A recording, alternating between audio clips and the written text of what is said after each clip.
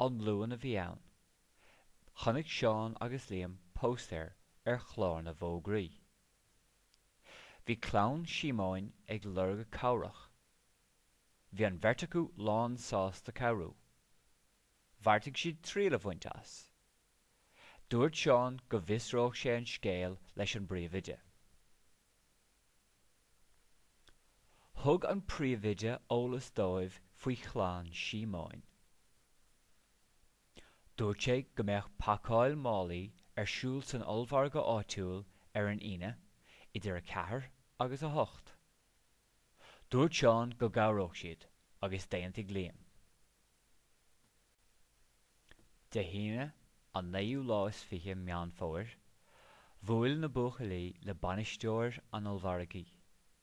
Bhí tíoláinte chlann Síomáin orthu.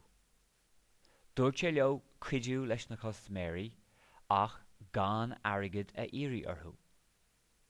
Dír sé orthu an bosca bailiúcháin a ágáil in aice leo. Bhfuil sé dóibh bheith néata, béasach, deas agus fáil tiúil. Bhí bean ag déanamh a cuid siopadóireachta san ollmharga. Bhí lán an trealaí de airíocha. Fógraíodh an bailiúcháin do chlann Síomáin.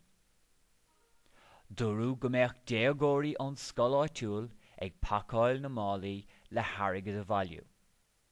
Iarracht ar na costaiméirí a bheith fial flathúil. Tháinig bean go dtí an cuntar amach lena cuid siopadóireachta. Bhí áthas orthu nuair a dúirt na buachalaí go bacáladís a mála dí. Cheap sí gur smaoinemh iontach a bheith. Bhol sí na buachalaí agus dúirt sí gur daoine deasa iad. Ag deireadh an leigh bhuail siad leis an mbainistíoir arís. Dúirt sé go nóirt a chostaiméirí go raibh an bheirteacha an deas leo. Tharraigh sé post páirthaimseir san ollmharga dóibh. Nuair a chóir siad an targad, bhí €250. Bhí na buachalaí ansásta leo féin. Tora iontach ar a gcuid oibre a bheith. Maidin luain bhí tionóil ranga ar siúl. Tháinig an príomhaide isteach le ball de chlann Síomáin. Bhronn an príomhaide seic €250 orthu. Dúirt sé gur bhíodh Seán agus Liam an bheirt a bhailligh an targad.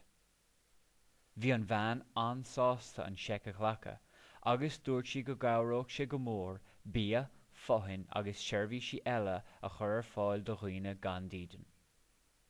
Bhí an príomhaide anbhródúil as na buachalaí.